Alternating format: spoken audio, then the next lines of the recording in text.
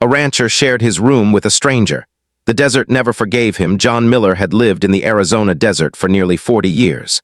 The land was harsh, dry, and often unforgiving, but John had grown to love it in his own way. From sunrise to sunset, he was busy tending to his cattle, repairing fences, checking water wells, and keeping the ranch running smoothly. Life here was not easy, but it was honest. The desert demanded hard work, patience, and respect. Anyone who tried to take shortcuts quickly learned the consequences. John's ranch was small but well kept. A modest wooden house stood in the middle of a wide expanse of dusty land. Beyond it, rolling hills of sand and scrub stretched as far as the eye could see. There were no neighbors nearby, no sounds of traffic or city life, just the wind, the occasional bird, and the low, steady noises of his livestock. Solitude was a part of his life. Some days he liked it, some days it made him restless. That evening had been especially long. A fence had collapsed near the northern pasture, leaving a gap wide enough for several cows to wander off. John had spent hours in the blazing sun, lifting heavy logs and tightening ropes, his hands blistered and his shirt soaked with sweat. He was tired, and the ache in his muscles reminded him that even after decades, the desert could still be exhausting. As the sun dipped below the horizon, painting the sky in shades of orange and red, John climbed the steps to his porch and took a deep breath. The cool evening air offered relief from the harsh daytime heat. The wind shifted slightly, carrying the scent of dry earth and sagebrush. He wiped his brow with a handkerchief, feeling the satisfaction that comes from a day's work done well. Then he noticed something unusual. At the edge of the yard, a figure appeared, moving slowly toward the house. John squinted, unsure if he was seeing things in the dim light. The stranger was a man, tall and thin, wearing dusty clothes and a wide-brimmed hat that shadowed his face. He walked with a cautious, deliberate step, as if afraid of startling someone or something. John's first instinct was caution. Out here in the middle of nowhere, strangers could be dangerous. There had been stories of travelers who got lost and tried to take advantage of the kindness of ranchers. But there was something about this man that made John hesitate. He did not look threatening. His movements were slow, almost tired, and there was a weariness in his posture that suggested he had been traveling for a long time. John called out from the porch. "Evening," he said, keeping his voice calm and steady. "Can I help you?" The man looked up and John caught a glimpse of his face. It was lined and weathered, not from age alone but from a hard life lived mostly outdoors. His eyes were tired but honest, and there was a faint trace of relief when he saw John.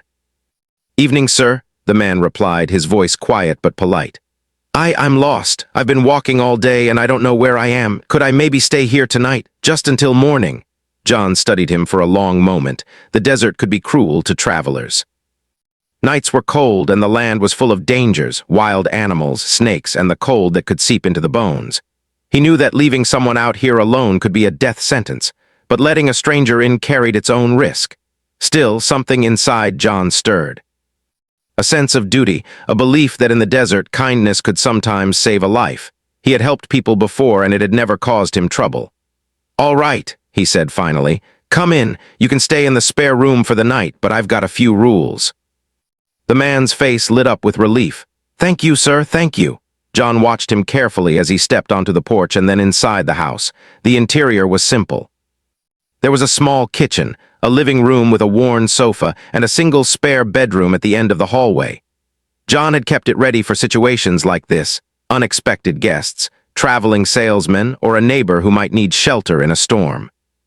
"Water first," John said, leading the stranger to the kitchen. He poured a glass and handed it over. "You look like you've been walking a long time." The man drank slowly, savoring the cool liquid. "I have," he admitted. I wasn't sure I'd find anyone out here." John nodded. He could understand that feeling. Out here, isolation was normal, but it could also be terrifying if you didn't know where help was. "Well, you're safe here for tonight," John said. "We'll figure out where you're headed in the morning." The stranger nodded, then glanced around the room, taking in the simple furnishings. I appreciate it. Really, I do." John gave a small shrug. "Don't mention it. I've got an old rule: if someone's in trouble and I can help, I do. Just don't get into any trouble while you're here." The man smiled faintly, a mix of gratitude and exhaustion. "I won't." As the evening wore on, John prepared a simple dinner of beans, bread, and roasted vegetables from his small garden. They ate in quiet companionship, the desert outside settling into a calm, star-filled night. For a while, the only sounds were the occasional wind gust and the soft lowing of the cattle in the distance. John found himself curious about the stranger, but he didn't press. Some people were private, especially travelers who had been on the road for days. Instead, he focused on small talk, asking about the man's journey and where he had come from. The answers were vague but honest. He had been traveling west looking for work, passing through towns that were far apart, often walking for miles across the unforgiving terrain. There was something about his story that made John uneasy, but he couldn't quite put his finger on it. Maybe it was the desert talking, warning him to be cautious. Or maybe it was just the natural instinct of a man who had lived alone for too long. After dinner, they moved to the living room where John lit a small lantern. The shadows danced on the walls, stretching and shrinking as the flame flickered. The stranger sat quietly, staring into the light. John felt a strange tension in the air, a mixture of curiosity, caution, and the unspoken knowledge that the desert was watching them both. Finally, John stood. "You'll sleep in the spare room. I'll turn in soon myself." The man nodded, standing slowly. "Thank you, John." I don't take this lightly." John gave him a firm look. "Make yourself at home, but remember, I know this land. Treat it with respect." The stranger offered a small smile and retreated to the room at the end of the hall. John stayed up a little while longer, sitting on the porch, watching the desert. The stars stretched endlessly overhead, the silence broken only by the occasional howl of a distant coyote. He couldn't shake the feeling that something was different this time, that the desert itself had shifted, becoming slightly more ominous, as if aware of the newcomer in his home. As he finally lay down to sleep, John's mind replayed the day's events.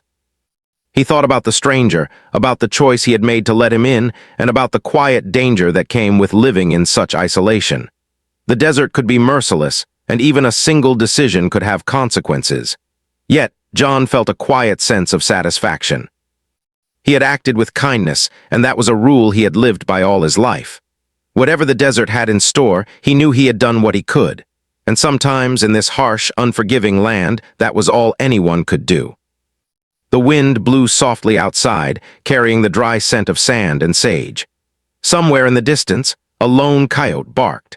John closed his eyes, letting the exhaustion of the day take him into a deep sleep, unaware that the desert had already begun to test the limits of his trust. The next morning, John woke before sunrise, as he always did.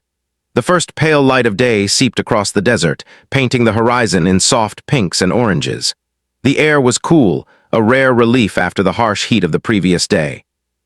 He could hear the low murmur of the cattle as they shifted in their pens, their hooves scraping against the dry dirt.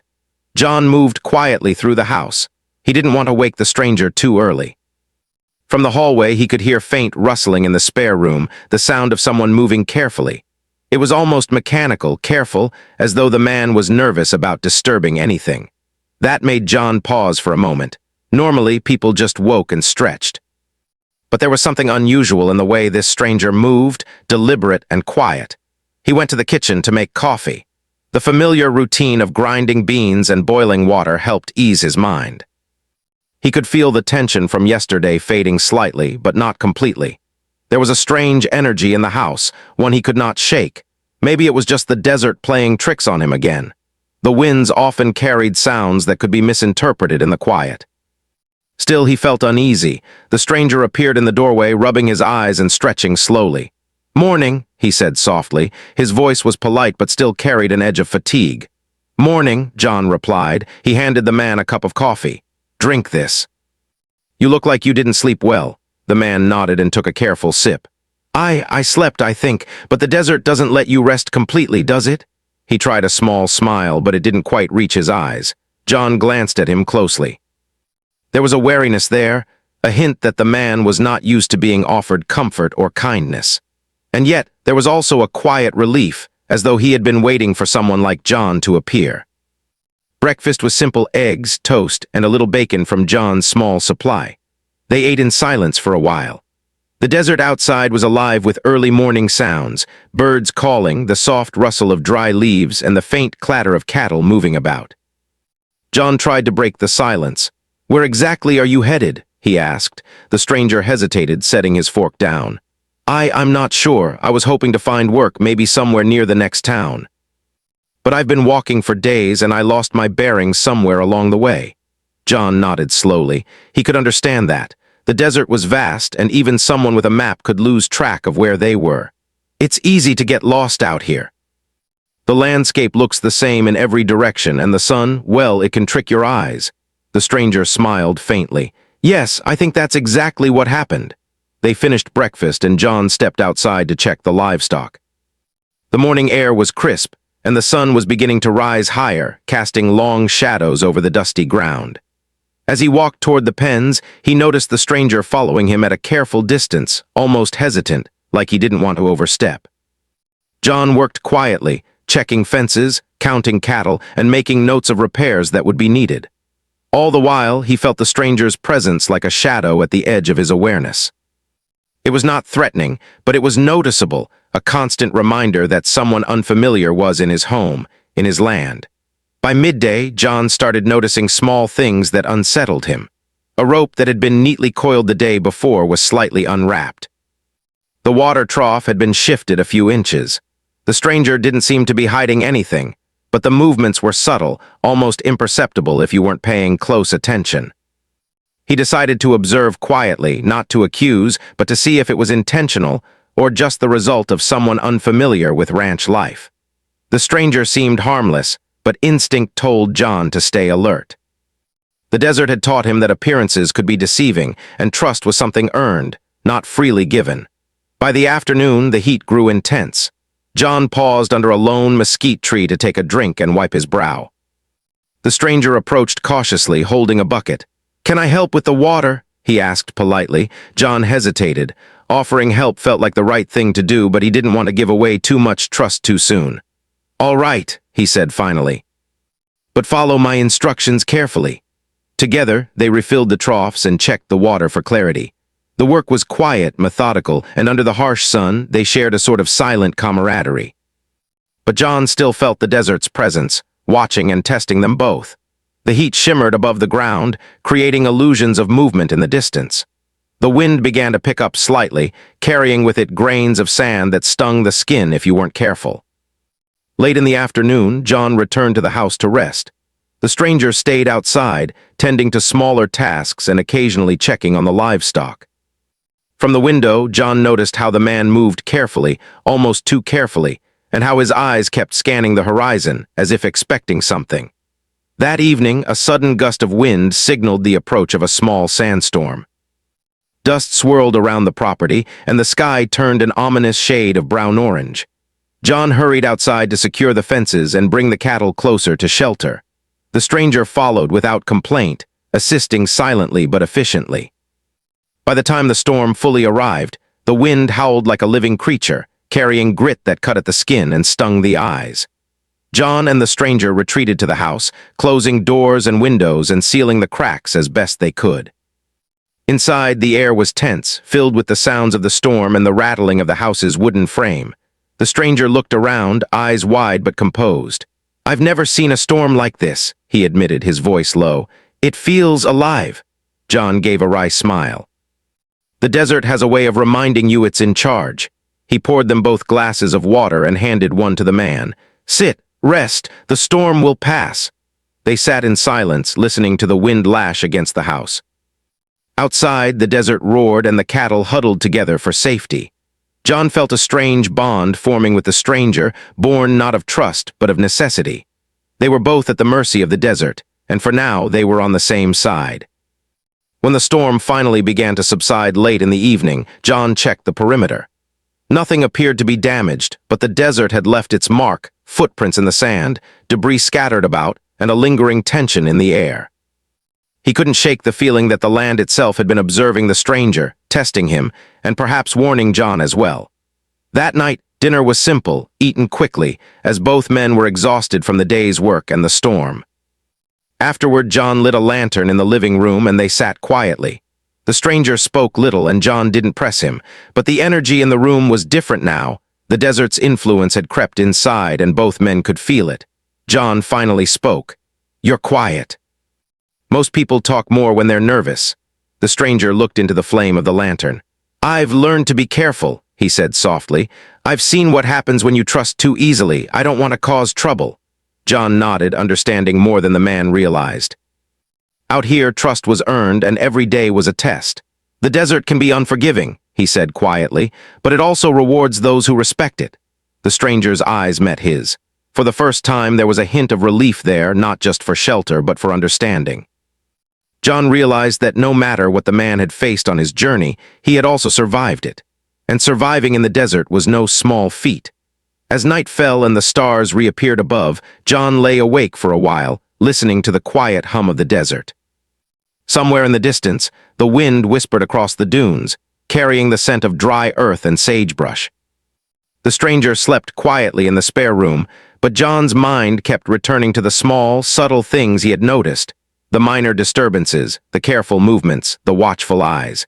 The desert was teaching him something, he realized. It was reminding him that hospitality was not always simple, that even the kindest acts could carry risk. And yet, he could not regret helping the man. The desert demanded respect, patience, and caution, but it also required humanity. John closed his eyes, letting the day's exhaustion take him, but sleep was uneasy. He knew that the days ahead would test both him and his guest. The stranger had arrived lost, but the desert had already begun its quiet trial.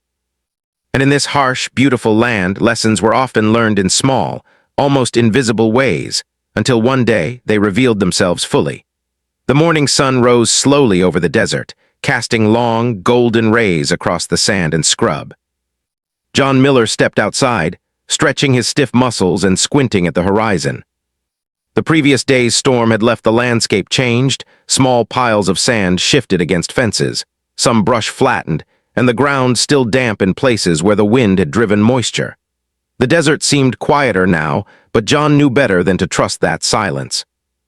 The stranger was already outside, moving carefully among the cattle.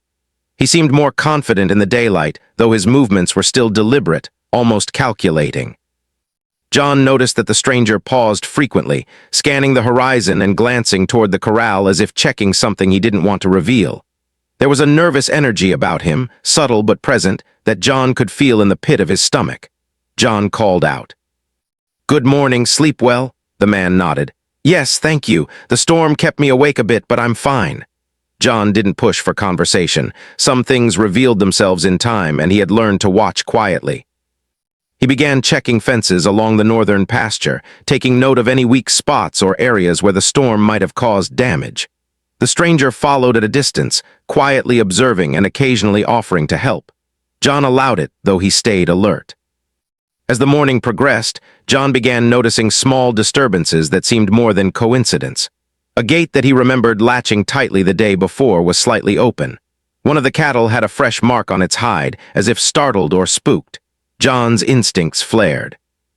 He wasn't accusing anyone, but his experience told him that subtle signs in the desert often carried meaning. The land rarely made mistakes. He decided to test the stranger without confrontation. "Could you check the water trough in the eastern pen?" he asked casually. "The wind might have stirred some dirt into it." The man agreed, walking carefully toward the pen. John followed at a distance, pretending to examine some fence posts. He watched as the stranger approached the trough and paused, scanning the surroundings again before dipping the bucket into the water. John's eyes narrowed slightly. Why all the hesitation? Was it caution or something else? By midday, the sun rose high and relentless, turning the desert into a shimmering mirage. Sweat dripped down John's face as he moved among the cattle, checking their health and making sure none had wandered into dangerous areas. The stranger remained close, assisting efficiently but quietly, never speaking more than necessary. He seemed competent, almost too competent, as if he had worked on a ranch before but was hiding the depth of his experience. John's unease grew. The desert had always been honest. It demanded respect and paid attention to every detail. The land itself could sense intentions, he often told himself, and today it seemed uneasy, restless, like it was warning him about the stranger. By mid-afternoon, a troubling discovery confirmed John's fears. One of his best horses, a sturdy bay mare named Bella, was missing from the corral. Her stall was empty, and the gate was closed but slightly ajar. John's heart sank. Bella was valuable, not just in price, but in years of training and companionship. He glanced around quickly, his mind racing. Could she have slipped out during the storm? Or had someone taken her? John called out, his voice firm. "Hey, did you see where Bella went?" The stranger looked up from the fence he had been checking, his expression calm but careful. I didn't see her leave. Maybe she wandered off." John studied him, noticing the subtle signs he had ignored before, the hesitation, the watchful eyes, the careful movements.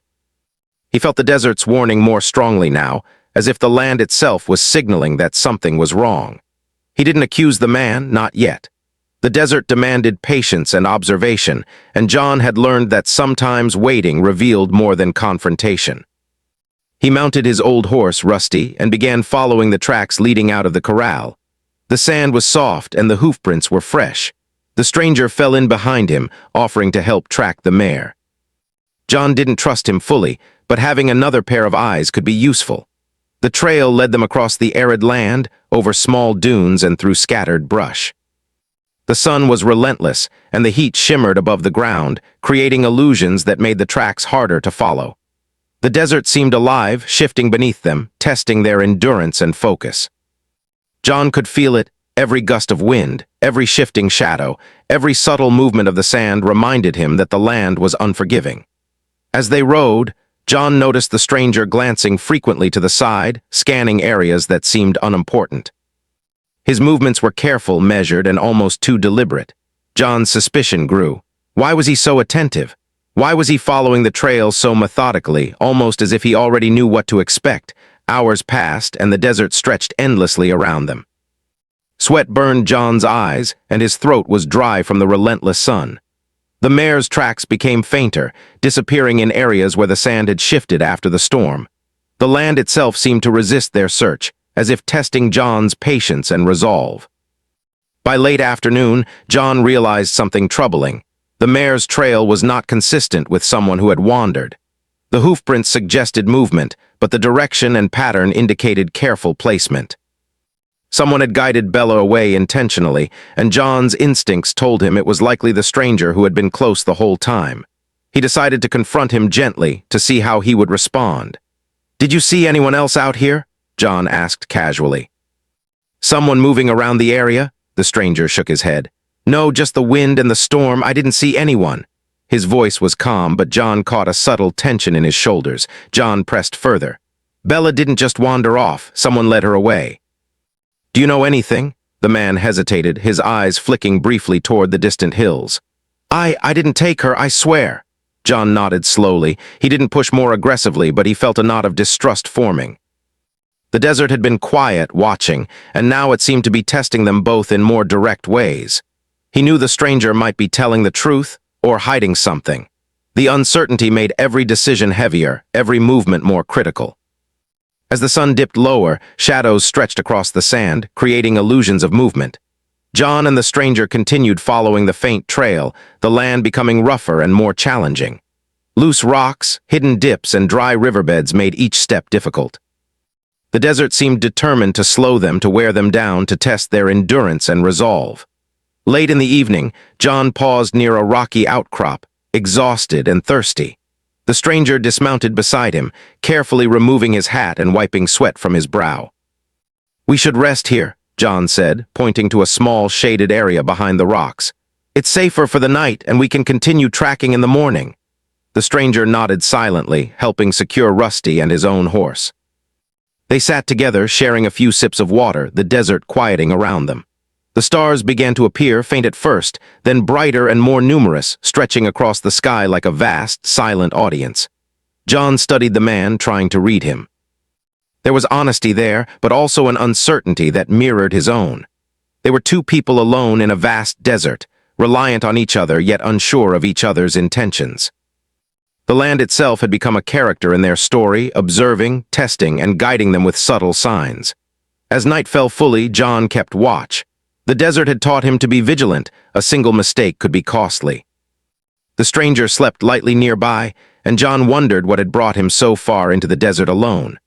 The questions were unspoken, lingering in the cool night air along with the faint scent of sagebrush and sand. Somewhere in the distance, an owl hooted, and the faint rustle of small animals moving in the brush reminded John that the desert was alive, always watching, always waiting.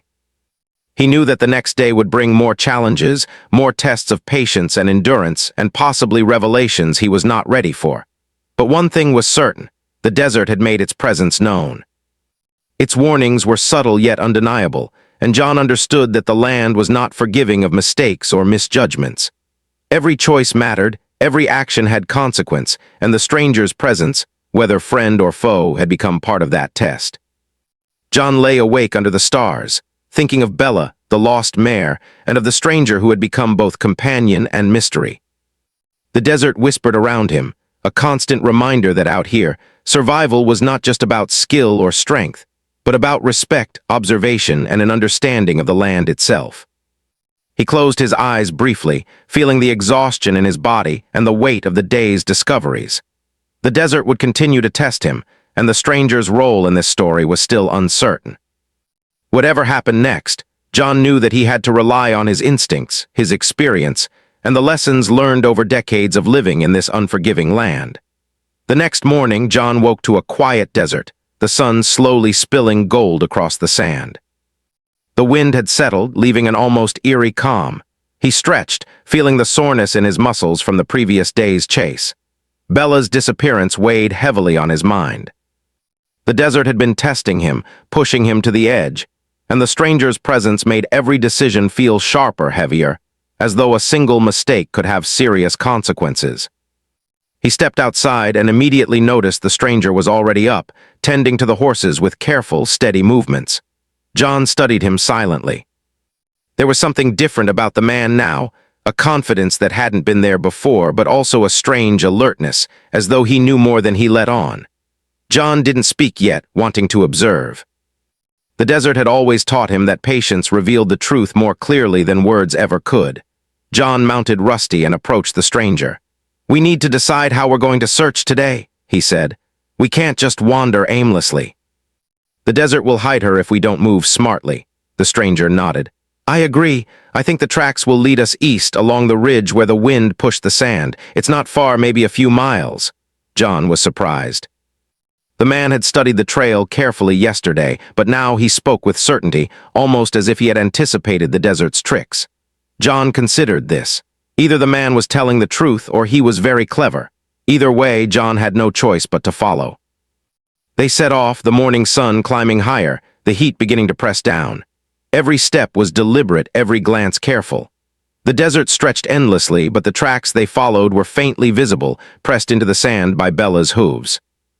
The terrain was rough, dotted with scrub and scattered rocks, forcing them to slow down and navigate carefully. As they moved, John noticed subtle signs of the stranger's behavior that unsettled him. The man frequently glanced back, scanning areas that seemed unimportant, and paused in ways that suggested he was calculating, measuring, observing. John's instincts flared. Could this man really be helping, or was he leading them somewhere for his own purpose?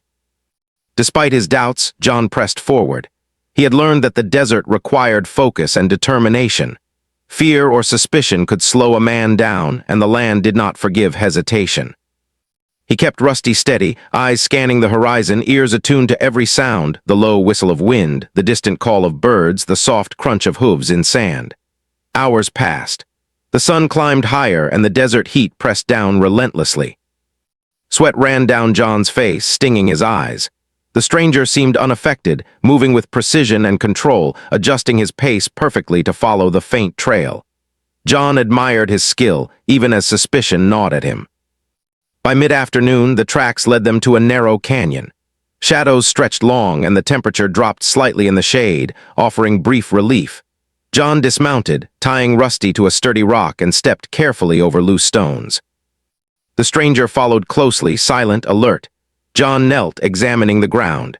There were signs that someone had passed here recently, small footprints in the sand, the disturbance of loose dirt, the faint scent of an animal nearby. Bella was close, but the desert had become more cunning in hiding her presence. The stranger spoke quietly. "She's just ahead. I can sense it." His voice was calm, almost eerie in its certainty. John couldn't tell if he was guiding them truthfully or trying to manipulate the search. But there was no time to dwell on doubt. Every minute counted. They moved carefully, each step measured. The canyon walls rose on either side, enclosing them, creating a natural tunnel. The air was cooler here, but tension ran high. The desert had shifted from testing to actively challenging them. Loose rocks tumbled underfoot, and shadows played tricks on their eyes, making the trail harder to follow. Finally, after what felt like hours, John heard a faint whinny. He froze, listening. There it was again, a soft, distressed call. Bella. Relief surged, but it was tempered by caution. The desert had a way of hiding dangers as well as animals. He signaled the stranger to move slowly. They rounded a bend in the canyon and saw Bella tied loosely to a scrub bush. She was unharmed but anxious, stamping her hooves nervously. Relief washed over John, but he did not relax entirely. The desert had not finished its test. The stranger stepped forward and untied Bella carefully. John observed him closely. There was a quiet competence in the man's movements, a respect for the animal that reminded John of his own years of experience. But there was also a subtle tension, a sense that the desert had allowed this moment not purely out of kindness, but as part of its trial. John patted Bella gently, murmuring soothing words. "It's all right, girl, you're safe now." He glanced at the stranger. "You helped here and I don't forget that, but I still need to understand something. Why were you really out here alone in the desert?" The stranger looked down, his face shadowed in the late afternoon sun. I've been running from my past," he said softly. "I didn't mean harm to you or the horses. I just needed a place to rest. I didn't know how to ask for help without causing trouble." John studied him for a long moment.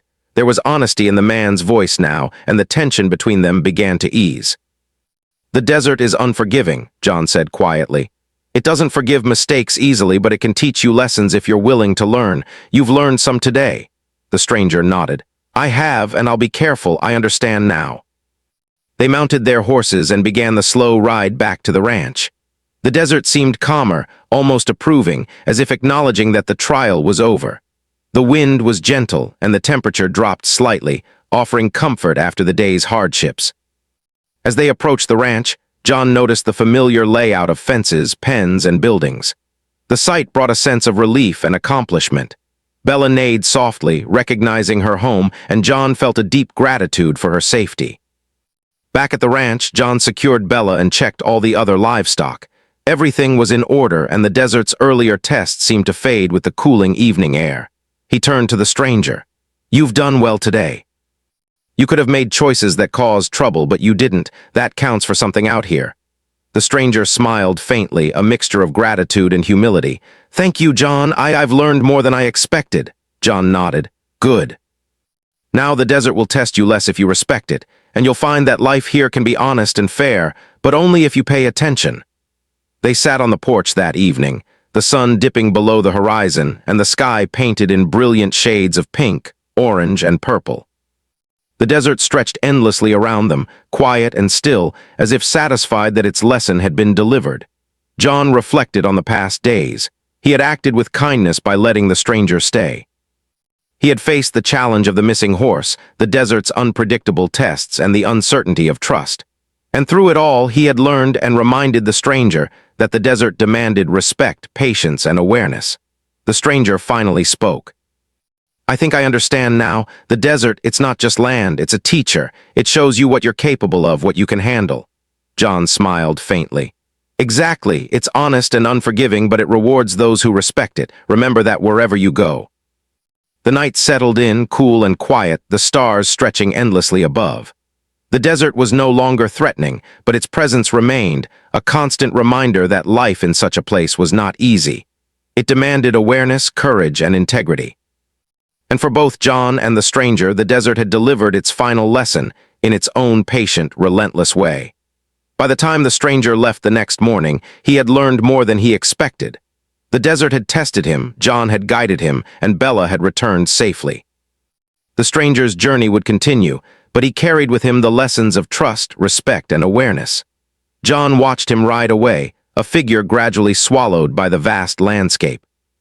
He felt a deep satisfaction, not just for Bella's safe return, but for the understanding that kindness, combined with caution and respect for the land, could withstand even the harshest trials. The desert, ever quiet and eternal, remained behind, untouched and unyielding. It had tested both men, rewarded honesty, and reminded them that it was not to be underestimated. And as John returned to his daily routine, He knew that he, too, had grown stronger, wiser, and more aware of the delicate balance between trust, caution, and respect. Lessons that would stay with him as long as he lived in the unforgiving yet beautiful desert.